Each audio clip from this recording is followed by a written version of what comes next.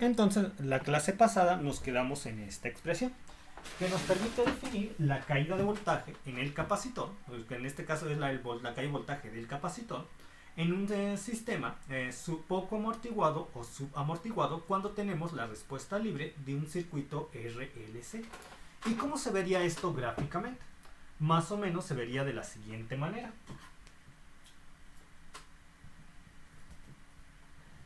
Y tendríamos...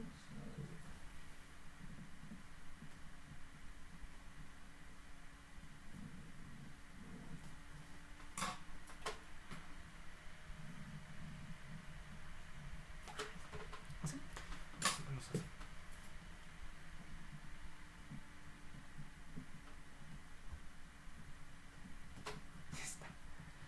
Ahí está.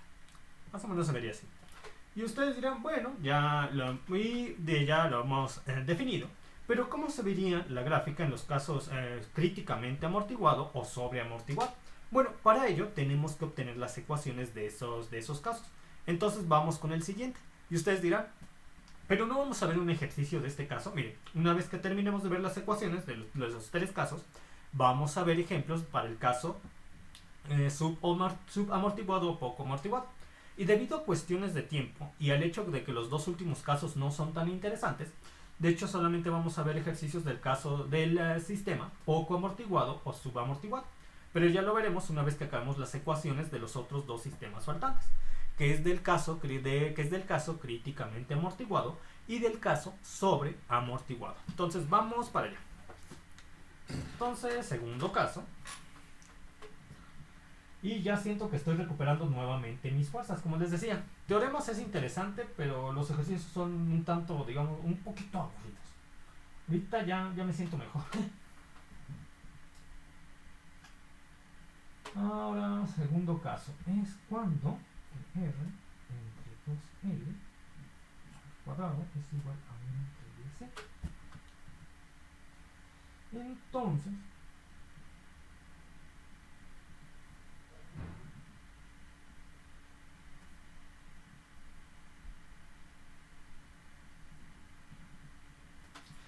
¿qué condiciones tenemos en este segundo caso? Para un sistema, aquí lo pongo. Sistema críticamente amortiguado. Críticamente amortiguado. Amortiguado. Las condiciones que ya hemos visto y que ya sabemos para el sistema críticamente amortiguado las voy a repetir y son las siguientes. Necesitamos que la resistencia entre 2 veces la inductancia al cuadrado sea igual a 1 entre la inductancia entre la capacitancia. También necesitamos que el coeficiente de amortiguamiento, bueno, si este se cumple, por ende se va a cumplir que el coeficiente de amortiguamiento al cuadrado sea igual a 1. Con lo cual el operador de subíndice 1,2 sería igual a menos el coeficiente de amortiguamiento por la frecuencia natural de oscilación. Y nosotros sabemos que ¿cómo lo podemos simplificar? Como menos sigma minúscula. Entonces, para este segundo caso, la forma de la solución de la ecuación diferencial original final, que ya sabemos que corresponde a la caída de voltaje en el capacitor, estaría escrita de la siguiente manera. Sería V de T, que es igual a C1 siendo una constante arbitraria, por E a la menos sigma T más C2 por T a la menos sigma T. Ahí está. A ver, dejen checo que todo esté bien hasta este punto. Sí, todo está bien. Y vamos a proceder de la siguiente manera. Yo voy a igualar T a 0 para poder obtener el valor de los coeficientes constantes. Entonces tendría caída de voltaje en el capacitor ser igual a C1. E a la 0 es 1, me queda C1. Y aquí tendría T es igual a 0. 0 por 1 es 0, 0 por C2 es 0. Y me queda que B de T cuando B depende de 0 es igual a C1. ¿Y qué ocurre cuando B depende de 0? Bueno, si nos volvemos a fijar en nuestro circuito formado por el resistor, la bobina y el capacitor, cuando T es igual a 0, aquí existiría una condición inicial en el capacitor que es igual al voltaje inicial del capacitor, que se denota como V subíndice 0. Entonces, La constante arbitraria C1, que es igual a V cuando T es igual a 0, a su vez es igual a V subíndice 0, que es el voltaje inicial en el capacitor. Con lo que la constante arbitraria C subíndice 1 es igual al voltaje inicial en el capacitor. Ahora vamos por la constante, para definir la constante arbitraria C subíndice 2. Para ello yo tendría la derivada con respecto al tiempo del voltaje, que es igual a ¿quién? Vamos a derivar esta expresión.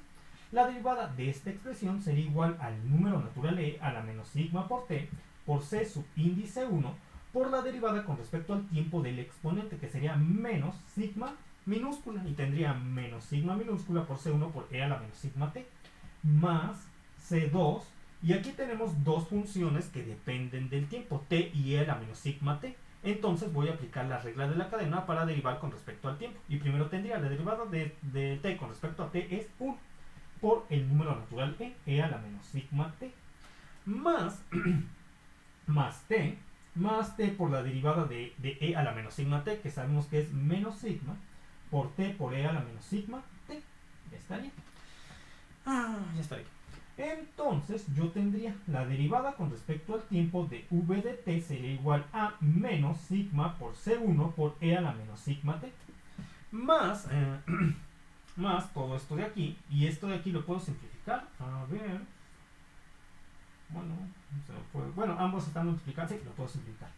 Entonces tendría e más e por menos sigma t por c2 por 1 menos sigma por t. Ya está.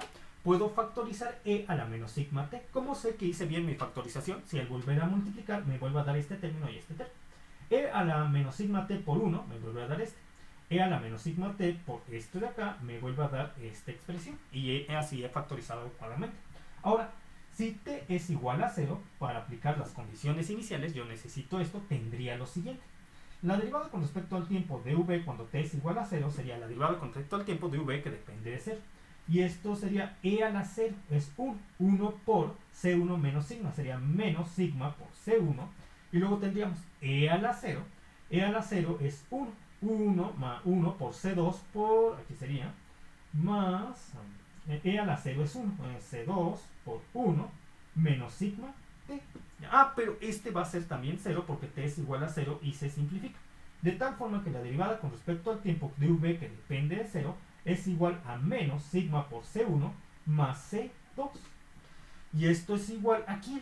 ¿A quién es igual la derivada con respecto al tiempo cuando v depende de 0?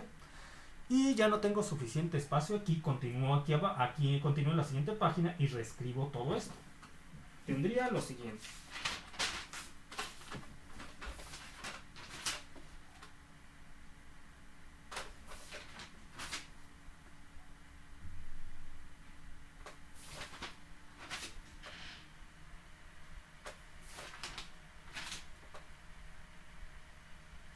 Entonces, como les estaba comentando, ¿a quién sería igual la derivada con respecto al tiempo de v cuando t es igual a 0? A lo siguiente. Yo tendría entonces la derivada con respecto al tiempo de v de t. Que esto sería igual a la derivada con respecto al tiempo de v de t. ¿Y quién es v de t? En términos del capacitor sería igual a 1 entre c por la integral de i de t por la diferencial del tiempo. Entonces, diferencial del tiempo entre diferencial del tiempo es 1. Diferencial por integral es 1. Entonces yo tendría que esto es igual a 1 entre c por la i de t. Cuando el t es igual a 0, tendríamos la derivada con respecto al tiempo de v que depende de 0. Y esto es igual a ic por i que depende de 0. Porque ambas, cuando t es igual a 0, ambas, tanto v de 0 como i de 0, como v de t como i de t, tienen que tener a t igual a 0. V tendríamos de 0 y aquí tendríamos i de 0. ¿Y de 0 quién es? Es la condición inicial en ¿dónde? En la bobina, es decir, la corriente inicial en la bobina sería I0 entre C. Es decir, de la derivada con respecto al tiempo, cuando V depende de 0, cuando T es igual a 0, sería igual a I0 entre C. ¿Hasta aquí alguna duda, pregunta?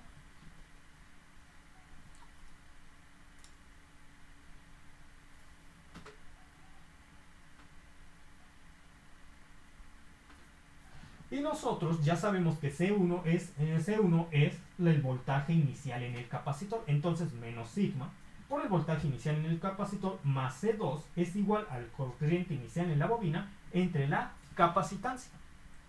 Ya está. Entonces C2 sería igual aquí. C2 sería igual a la corriente inicial en la bobina entre la capacitancia más sigma por el voltaje inicial en el capacitor.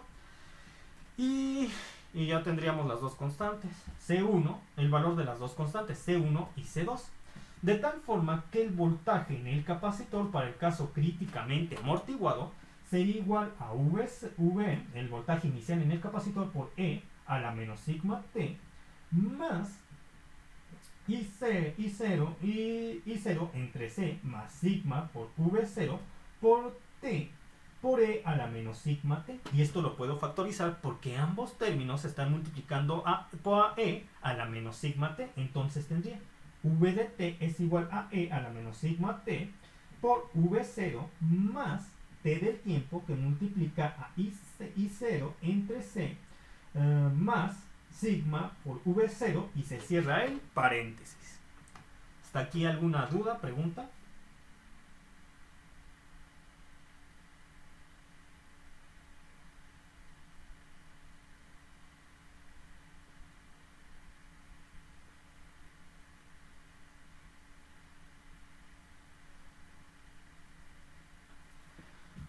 ¿Y cómo se comportaría esta caída de voltaje en el capacitor? Aproximadamente. A ver.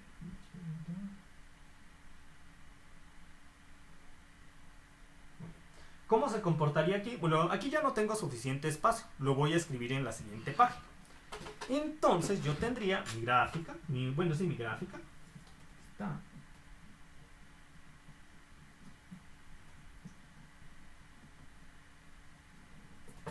Y más o menos se comportaría así. Como estamos en el caso ya críticamente amortiguado, la función en este caso, v de t,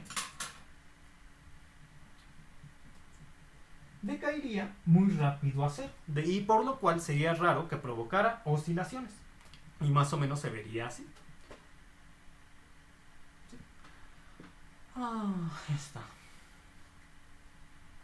Ahora vamos con el tercer caso. El tercer caso corresponde a un sistema sobreamortiguado. Tercer caso. Sistema sobreamortiguado. Tercer caso, sistema sobreamortiguado. Para ello, la condición es que la resistencia entre 2 veces la inductancia al cuadrado sea mayor a 1 entre la inductancia entre la capacitancia. Y si tenemos esta condición, por lo tanto el coeficiente de amortiguamiento al cuadrado será mayor a 1. Y el operador D sería subíndice 1,2 es igual a menos el coeficiente de amortiguamiento al cuadrado por la frecuencia natural de oscilación más menos la frecuencia natural de oscilación por la raíz cuadrada del coeficiente de amortiguamiento al cuadrado menos 1. Ahora, el operador de subíndice 1,2 sería igual a menos sigma. Bueno, en este caso, fíjense que en este caso, para el sistema sobreamortiguado, no se suelen designar las letras sigma y la letra frecuencia natural amortiguado, sino que para este caso, voy a ver, ¿dónde está correcto?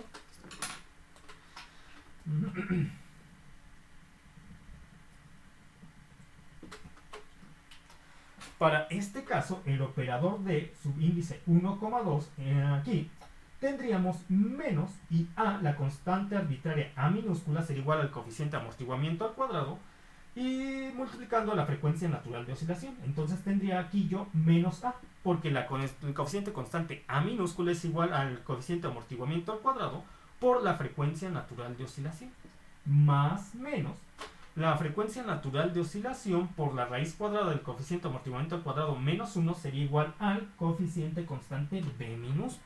Ahí está.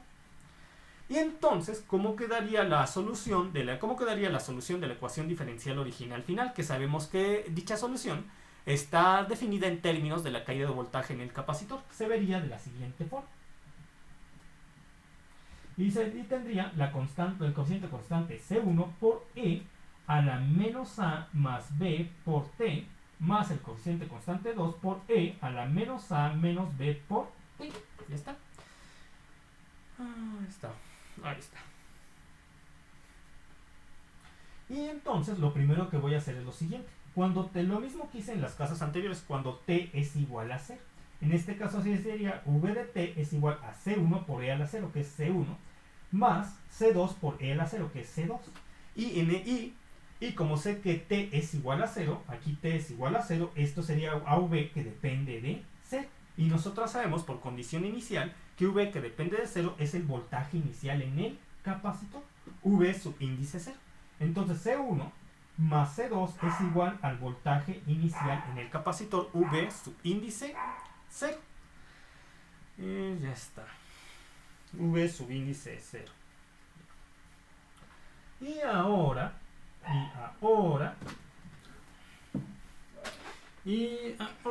¿qué más voy a hacer? ¿Qué más? Y ahora vamos a proceder de la misma forma que lo hemos hecho en todos los ejercicios anteriores.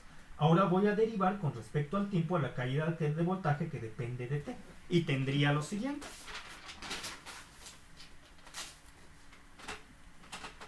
La derivada con respecto al tiempo de v que depende de t sería igual a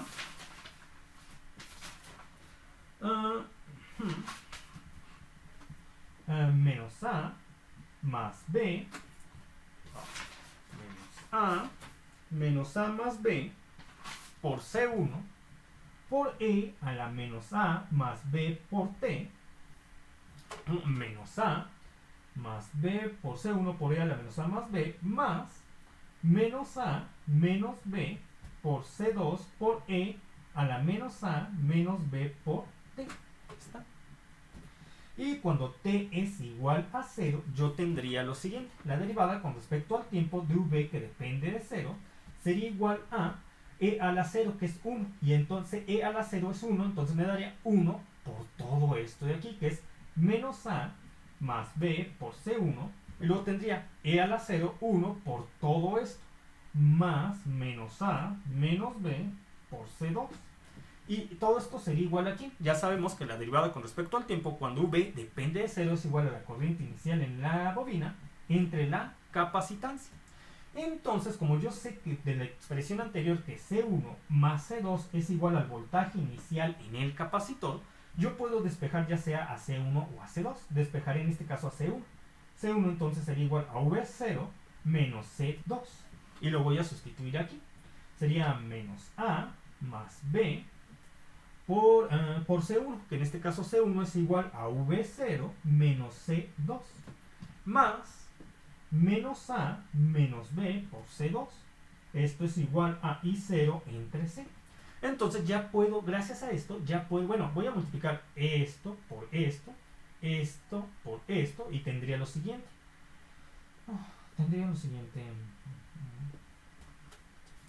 Menos A, tendría menos A por V0, menos A por V0, más A por C2, más B por V0, menos B por C2, menos A por C2, menos B por C2, y esto es igual a I0 entre C.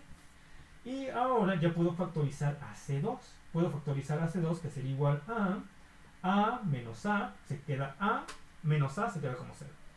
Y luego tendría otro C2 aquí. Sí, ese 2 aquí sería menos 2B C2, quedaría menos a este, más este, algebraicamente es menos 2C2. Y AC2, AC2, ya está. Y aquí tendría menos A V0 y aquí tengo menos A más B V0. Sí, aquí tengo menos A V0 más V más B V0. Entonces tendría más V0 por menos A más B. Solamente estoy factorizando.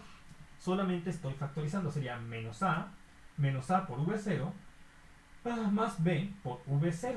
Y esto sería igual a I0 entre C. Dejen checo si falta algún detalle.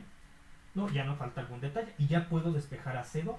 Entonces C2 sería igual a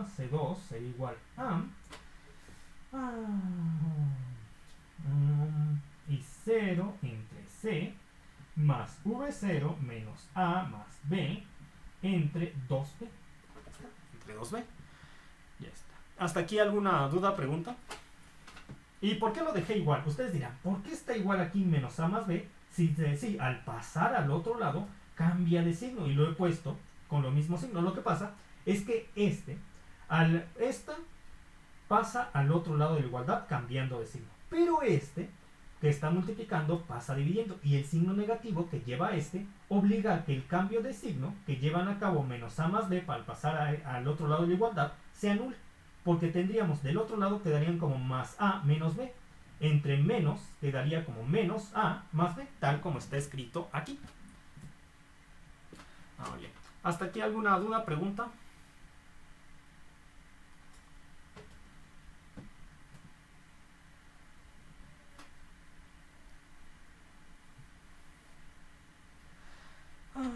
Ahora sí, podemos definir el coeficiente constante C1. El coeficiente constante C1 sería igual a V0 menos C2. V0 menos C2 menos I0 entre C más V0 menos A más B entre 2B. Entonces, ¿yo cómo puedo sumar ambos términos? Yo podría sumar ambos términos, estos dos términos. Recuerden, en C1 lo obtuve de aquí.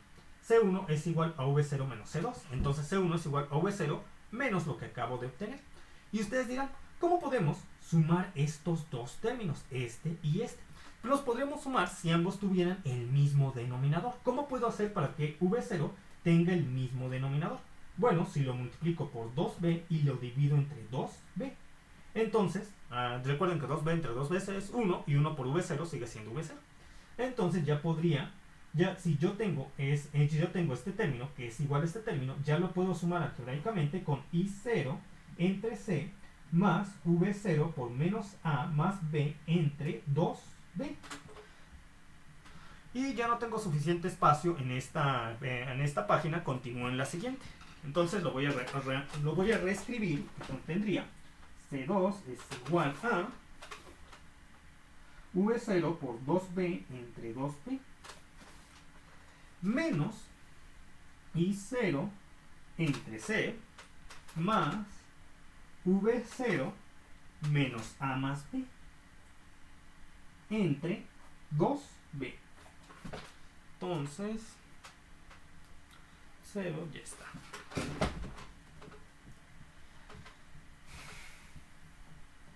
Y tendría que C2 es igual a, S2 sería igual a ¿quién? Menos por más, menos, me queda menos I0 entre C, S2 o C1, espérenme, S1, le puse S2 pero es C1, espérenme, déjenme el cambio, C1, acabo de obtener C2, entonces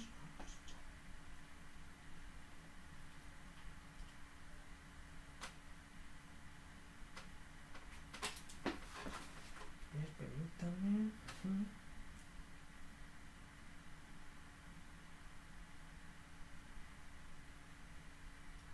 Ya solamente me faltó un detalle, miren. Solamente por eso se me hizo raro lo que estaba obteniendo, pero es que me faltó un detalle. Miren, aquí está.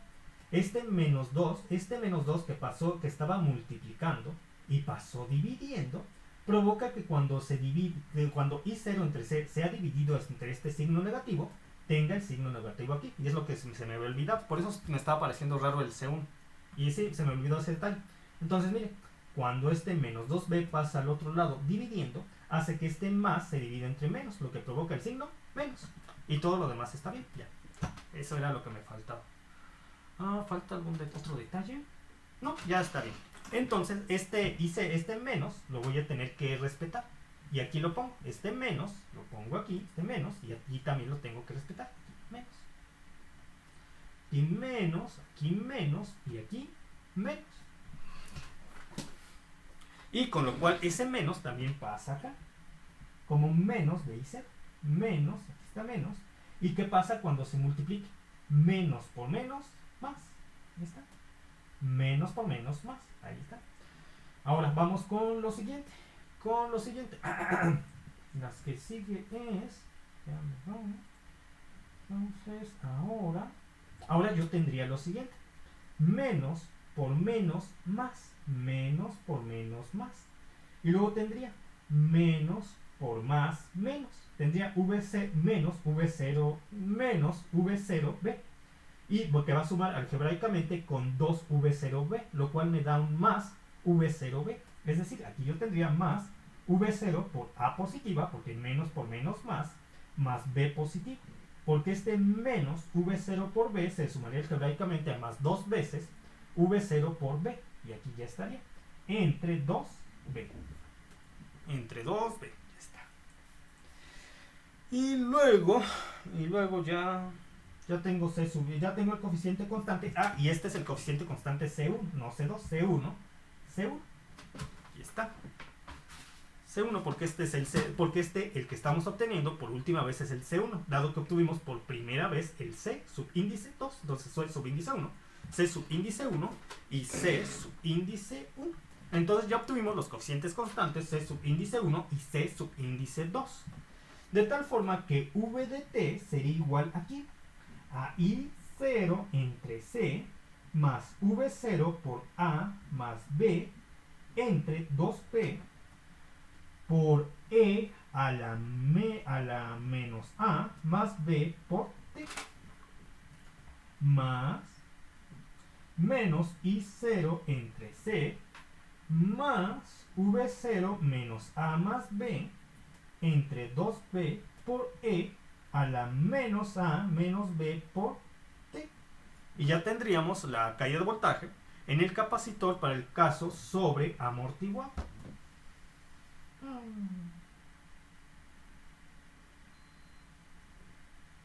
¿Hasta aquí alguna duda, pregunta?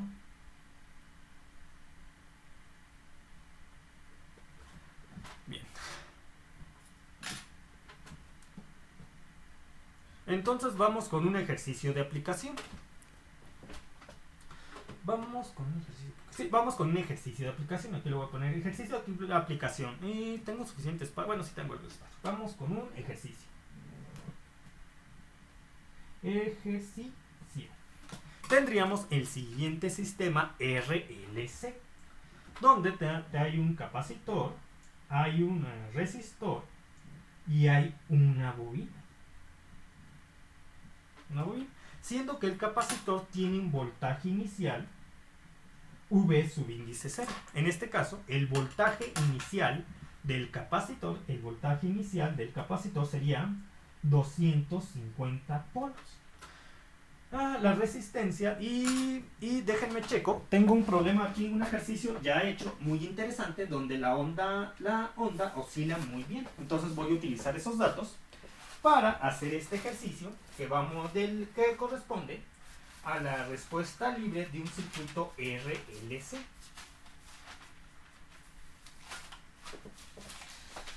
Entonces, el primer ejercicio, ¿sí?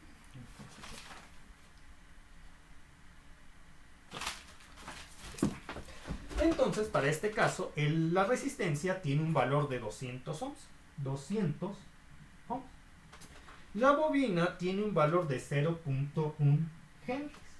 El capacitor tiene un valor de 1 microfarad. Muy bien. Entonces tenemos un resistor de 200 ohms, una bobina de 0.1 Henry, un resistor de 200 ohms y un capacitor de 1 microfarad. Con lo que yo lo primero que tengo que definir es si corresponde al sistema poco amortiguado o suramortiguado, al sistema críticamente amortiguado o al sistema sobreamortiguado. Con lo que, ¿cómo lo puedo confirmar? Bueno, tengo que obtener lo que me da R entre 2L al cuadrado. Pero resulta un poco difícil. R entre 2L al cuadrado. Si R entre 2L al cuadrado es menor a 1 entre LC, entonces esto corresponde al sistema poco amortiguado o suramortiguado. La otra forma también de calcularlo es definir el coeficiente de amortiguamiento al cuadrado. El coeficiente de amortiguamiento al cuadrado es... R entre 2 por la raíz cuadrada de C entre L. Todo esto al cuadrado. Entonces, vamos a calcular el coeficiente de amortiguamiento al cuadrado y si obtenemos un resultado menor a 1, entonces corresponde al caso subamortiguado. Yo tendría... ¿Dónde está mi calculadora? Permítanme, aquí está. Entonces tendría 200 entre 2 me da 100. Primero vamos a empezar con la raíz cuadrada. Entonces tendría 1 por 10 a la menos 6. 1 por 10 a la menos 6 porque tenemos un microfaradio. 1 por 10 a la menos 6 entre punto 1. Me da 1 por 10 a la menos 5. Entonces 1 exponencial a la menos 5. Obtenemos la raíz cuadrada de 1 por 10 a la menos 5. Lo cual me da 3.16 por 10 a la menos 3. Por 200 entre punto 1, entre 2,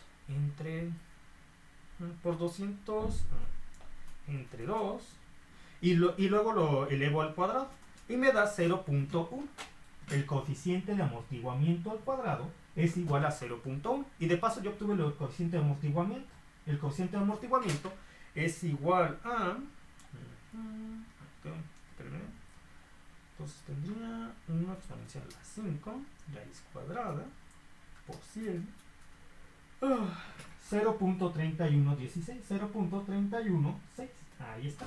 El coeficiente de amortiguamiento al cuadrado es igual a 0.316 y el coeficiente de amortiguamiento al cuadrado es igual a 0.1. Entonces este caso corresponde al sistema poco amortiguado o subamortiguado. Ya está. Ya está. Muy bien. Ahora, ¿qué vamos a hacer? Para este y nos han establecido que existe una condición inicial en el capacitor. La condición inicial en el capacitor es su voltaje inicial, que en este caso es 250 volts. Pero no hay una condición inicial en la bobina. Por lo tanto, la expresión para calcular la caída de voltaje en el capacitor se simplifica porque la I subíndice 0 es igual a 0. No hay una corriente inicial en la bobina. Entonces tendríamos lo siguiente. Voy a calcular de una vez el coeficiente, el sigma, que es igual al coeficiente de amortiguamiento al cuadrado por la frecuencia natural de oscilación. El coeficiente de amortiguamiento al cuadrado, sigma es igual al coeficiente de amortiguamiento a la 1 por la frecuencia natural de oscilación. Yo ya obtuve el coeficiente de amortiguamiento, que es igual a 0.31. 0.31. Y la frecuencia natural de oscilación es igual a 1 entre la raíz cuadrada de la inductancia por la capacitancia. Entonces vamos a calcular a sigma y tendríamos lo siguiente.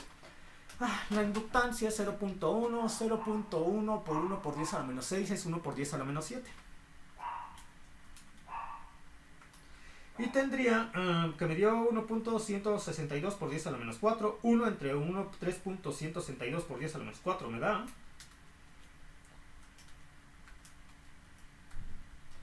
3162.55. 3162.55 por punto 31 me da 980.39. En este caso, sí, 980.39. Aquí está. Sí. Hay 980.39. El valor de sigma y sus unidades de medida son 1 entre segundos. 1 entre segundos, sigma t. Sí. Entonces, déjenlo confirmo para como son cantidades muy pequeñas es bueno confirmarlo. Entonces tendría que la inductancia es punto 1. Punto 1 por 1 por 10 a la menos 6 es 1 por 10 a la menos 7. 1 exponencial a la menos 7. Le aplico la raíz cuadrada, me da, ¿sí? Entonces sería, aquí tendría 1 entre 3.52, 2 por 10 a la menos 4. No, 1 entre 3.162, 2 por 10 a la menos 4. Eso me da 1 entre 3.162, 2 exponencial a la menos 4. Lo que me da 3162.35. Por punto 31 me da, sí, 980.33. Bueno, es la gran variación. Por 1 entre segundos, las unidades de medida. Ahora vamos con lo siguiente. Vamos a calcular a la frecuencia natural amortiguada. La frecuencia natural amortiguada es igual a la frecuencia natural de oscilación, que hubiera apuntado el resultado anterior, por el coeficiente de amortiguamiento al cuadrado menos 1. Que en el caso, que recuerden que para el caso del sistema, de los sistemas poco amortiguado o subamortiguado, nosotros escribimos al revés esta cantidad. Entonces tendría 1 menos el coeficiente de amortiguamiento al cuadrado. ¿Dónde está el corrector?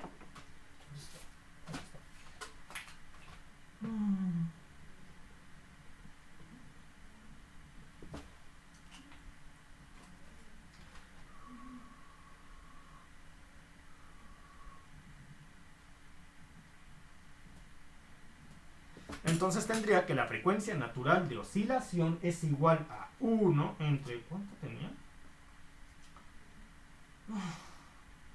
Bueno, voy a repetirlo porque no lo anoté. La frecuencia natural de oscilación es igual a 1 entre la raíz cuadrada de la inductancia por la capacitancia. La inductancia por la capacitancia es 1 por 10 a la menos 7. La raíz cuadrada de 1 por 10 a la menos 7 es 3.11622 por 10 a la menos 4. Entonces 1 entre 3.1622 exponencial a la menos 4 es 3162. 3162, aquí le voy a poner 3162, que va a multiplicar a la raíz cuadrada de 1 menos el coeficiente de amortiguamiento al cuadrado. Entonces tendría que la frecuencia natural amortiguada sería igual a 3162 por 1 menos el coeficiente de amortiguamiento al cuadrado, que en este caso es 0.1. 1 menos 0.1, ¿sí está bien? 1 menos 0.1. Y 1 menos 0.1 me da 0.9. La raíz cuadrada de 0.9 sería igual a 0.948. 0.948 por 3162 me da 3000. Bueno, 2999.73, pero lo podemos redondear a 3000 radianes por segundo. 3000 radianes por segundo. 3000 radianes por segundo. Ahora yo tengo. Y ahora, ¿qué más? Y ahora, ¿qué más falta? Bueno, ya podemos aplicar la expresión para obtener la caída de voltaje en un capacitor que se debe al sistema subamortiguado o poco amortiguado. Sería igual a lo siguiente. V de T es igual a E a la menos sigma, que en este caso sería E a la menos 980.39 por T por la raíz cuadrada de V0 al cuadrado, que es 250 al cuadrado, que me da 250 por igual, me da 62.500. 62.500 más I0 entre C. Como I0 y su índice 0 es igual a 0, tendría 0 entre C.